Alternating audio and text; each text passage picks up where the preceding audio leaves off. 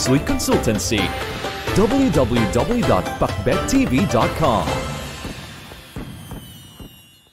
Ang pagpili ng tamang halaman para sa bahay niyo mga kapakbet ay nakadepende sa kung ano ang gusto niyong abutin o i-manifest.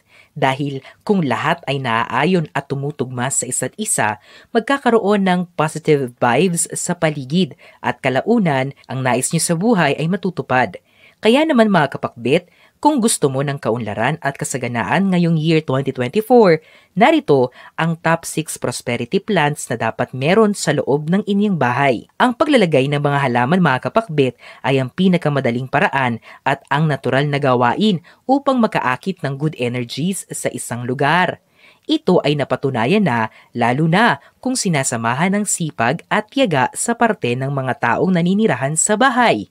Kaya naman, ito na ang top 6 prosperity plants na dapat ipasok sa loob ng bahay ngayong year 2024. Una, basil. Ang basil mga kapakbet ay isang excellent plant para sa pagkakaroon ng proteksyon laban sa negative energy sa bahay. At ito rin ang halaman na nagbibigay kasaganaan sa loob ng bahay.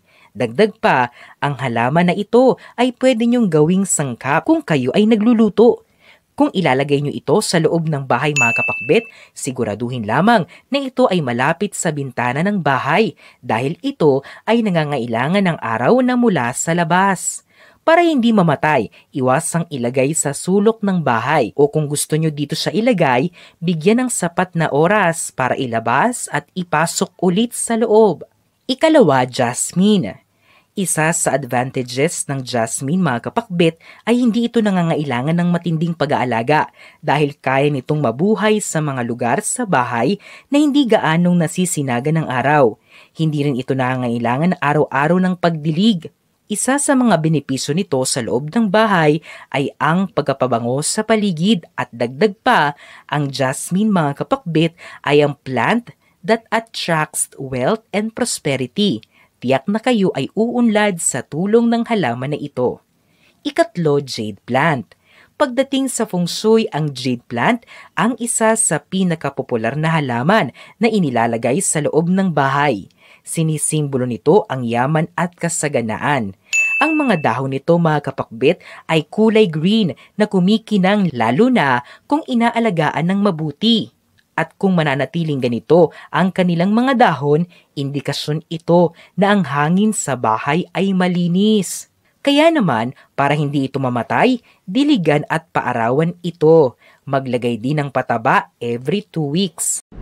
We have crossed one more milestone. It's only the beginning. Visit our new store Kapakbet.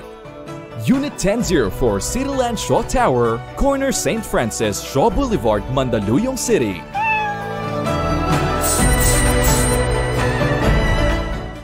Ika-4, peace lily. Isang peace lily sa mga halaman na sikat na inilalagay sa loob ng bahay dahil ito ay kilala bilang ang halaman na tagadala ng kasaganaan at kaunlaran sa buhay ng nagmamay-ari. Tinatawag din ang halaman na ito bilang prosperity lily mga kapakbet.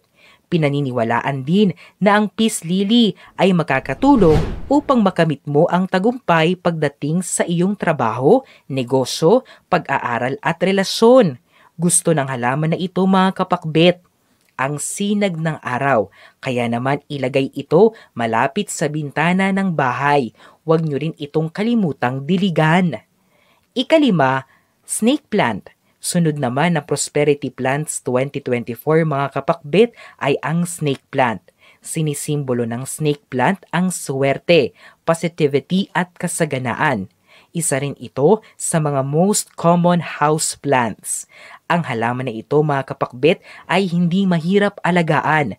Kinakailangan mo lang itong diligan once a week. Ika-6, chamomile.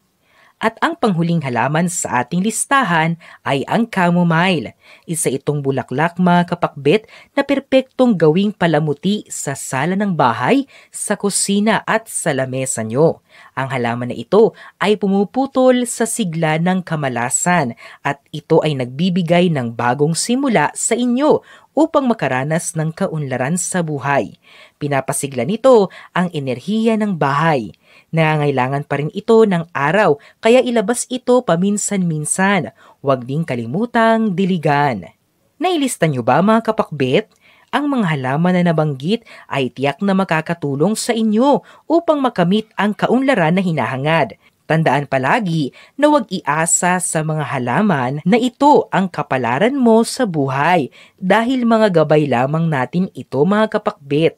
Pero walang duda na ang mga halaman ay nagpapasigla sa isang lugar. Kaya naman, ngayong 2024, kahit isa rito, dapat meron kayo sa loob ng inyong bahay. Ang mga interpretasyong ito ay pawang gabay lamang. Nasa sa atin pa rin ang desisyon at tayo pa rin mismo ang may hawak ng ating kapalaran. Huwag po nating kalimutang magdasal at manalig sa may kapal. Hinding-hindi niya po tayo pababayaan. Huwag kalimutang mag-subscribe, i-like at i-share ang videong ito sa inyong kapamilya at kaibigan. Maraming salamat sa panonood mga kapakbet.